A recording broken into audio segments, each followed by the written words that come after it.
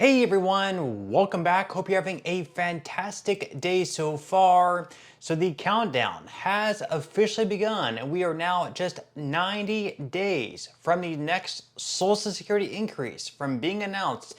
In today's video, we are going to be breaking down all the numbers and what you need to know. But before we go ahead and dive into for today, if you would like to explore potential huge savings on your Medicare plan, then you might want to consider giving Chapter a call today. With that number up there on the screen, you see historically, people who have worked with Chapter have saved right around $1,100 on average. So what do you have to lose? The call is completely free. Once again, with that number up there on the screen, that is 612-895-2101. That is 612-895-2101. And again, on average, people who have worked with Chapter have saved right around $1,100 on their Medicare plan. So what do you have to lose? The call, once again, is completely free. And thank you once again to Chapter for sponsoring today's video.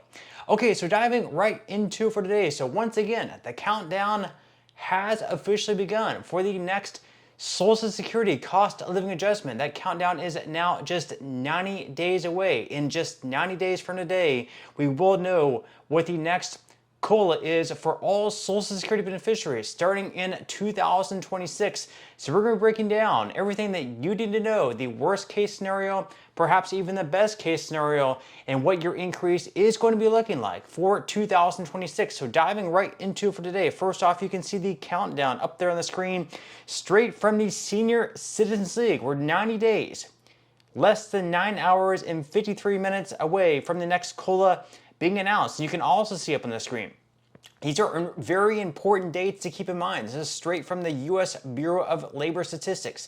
These are the dates in which they release the inflation numbers. And whenever they release the inflation numbers, that's going to be breaking down everything that we need to know as far as the next COLA goes. They're going to be releasing numbers like the CPIU, CPIE, CPIW, pretty much all these different inflation readings. The one important one that we need to be looking at, though, of course, is the CPIW. That is the Consumer Price Index for urban wage earners and clerical workers.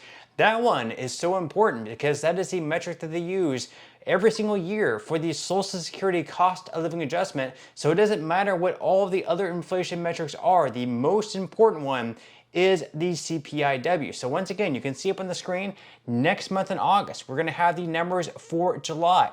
Then the following month, on September 11th, we're going to have the inflation metric numbers for August. And then finally, the big one, the last one, is going to be released the following month after that on October 15th. That is going to give us the inflation numbers for September. So basically, we're going to be looking at July, August, and September of this year, and we're going to be comparing the numbers from this year to the numbers of last year. Now you can see up on the screen here, last year's numbers were 308.501, 308.640, and 309.046. That was the inflation metric readings for the CPIW.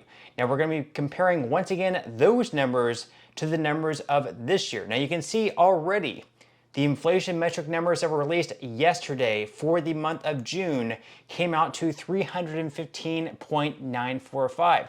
Now you can see that inflation is already higher so far this year than what it was for the third quarter of last year. So pretty much we're guaranteed some sort of an increase, whether it's, maybe 2.1%, 2.2%. We could even have deflation take place where the numbers are going down, and there would still be some type of cost of living adjustment. So we're going to be running through a couple of different scenarios here. So first off, the first scenario, if we total up once again the CPIW total for the third quarter, if we total up those three numbers, that comes up to 926.187. So first off, if no inflation takes place from this past month over the next 3 months, so basically if we had that 315.945 number repeat itself for July, August, and September, if we don't see any increase or decrease in prices, there is still going to be a cost of living adjustment that takes place. We're going to end up with a 947.835 total for the CPIW for the year of 2025. And once again, we're going to be comparing that to the 926.187 total for 2024. In that case, there is going to be a 2.3% bump. Once again, that is if no inflation takes place whatsoever, which will be extremely bizarre if no inflation takes place, especially considering that we're now seeing prices rise faster than what they were in previous months. Now let's be a little bit more conservative. Let's say that we have, a 0.1% increase month over month. That would be an annualized rate of 2.4%, which is actually lower than what we've been seeing over the past couple months. So let's run through that scenario. So once again, if we see a 0.1% inflation take place each month, that's going to be 2.4% annualized. We're going to be looking at CPIW numbers of 316.26, 316.58, and 316.89. That's going to total 949.734. We're going to compare that to the 2024 CPIW total of 926.187, with that being the result. That's going to be a cost of living adjustment of 2.5%. Now, right now, the recent estimate from the Senior Citizens League actually came in at 2.6%, and I think their estimate is going to be a little bit more accurate than 2.5%, just because we have been seeing annualized inflation rates higher than 2.4%. So I'm thinking right now it's probably going to be anywhere between 2.5 and perhaps all the way up to 2.8. Could it be even higher than that? Potentially, but I don't see inflation getting super bad. We will have to wait and see though. But once again, as far as we're going to be going back to this article here from the Senior Citizens League, they say right now that how much the Social Security Administration pays Americans each month varies greatly depending on the individual. The formula depends on a range of factors such as your lifetime earnings, number of working years, marital status, and the age you start collecting benefits. So in 2025, the average benefit for all beneficiaries is $1,861. And then for retired workers solely, the average benefit just eclipsed $2,000 back in May. It's now right around $2,005.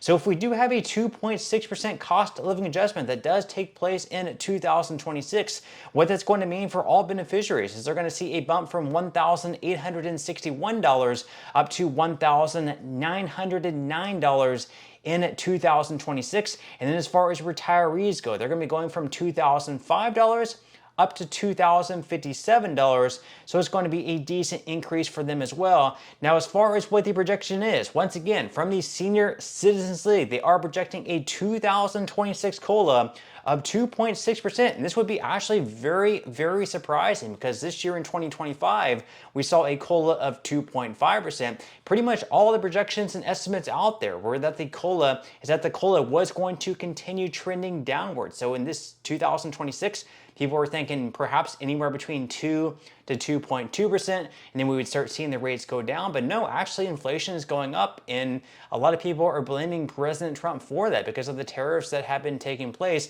and we've been seeing prices continue or start to go back up once again, whenever the goal, of course, was to get prices to go down and see lower inflation taking place. It looks like we're actually taking a step backwards if we actually do receive a higher COLA in 2026 than what we did in 2025. So even though it would be great, receiving a higher cost of living adjustment in 2026 than what we did last year, at the same time, we're paying higher prices at the grocery store, higher prices on medical bills, higher prices across the board. We're pretty much only keeping up with inflation is what these COLAs are doing. And they go on here to say that from a historical perspective, the predicted 2026 COLA would rank 31st among the COLAs implemented since 1977. You can see what the cost of living adjustments have been over the past few years up there on the screen. So back in, of course, 2022 is 5.9%, went all the way up to 8.7% in 2023. And since then, of course, it's more than halved itself, down to 3.2% in 2024, 2025, 2.5% in 2026. It looks like it's going to go right back up again, which is something we would not want to see. And then as far as the COLAs go, a lot of people argue they're not actually keeping up with inflation. I would argue they're actually correct on that. There have been some people who have been advocating from changing it from the CPIW over to the CPIE, because the CPIE would reflect what seniors mostly spend their money on, like healthcare and things like that. So you can see up there on the screen that one alternative to calculating COLAs with the CPIW would be doing so with the CPIE, which is the Consumer Price Index for the elderly. Although this price index, also published by the BOS, uses the same inputs as the CPIW, it weighs them differently to look more like a typical American senior's budget. And we actually have one bill that was released by lawmakers in Washington by a lawmaker with the name of John Garamendi, was the Fair COLA for Seniors Act. This would be a great idea, but also, unfortunately, you can see right up here from this right up there on the screen from Congress.gov, they did have 38 co-sponsors on this bill, but they did all happen to be Democrats. So of course they will have to get Republican support on that bill for them to change the COLA from the CPIW over to the CPIE. But with that said, leave your thoughts and comments below. What do you think about potentially changing the cost of living adjustment over to the CPIE? What do you think about a 2.6% COLA? Do you have a projection yourself? Leave your thoughts and comments below. But that's all we have for today's video, and I will see you in the next one.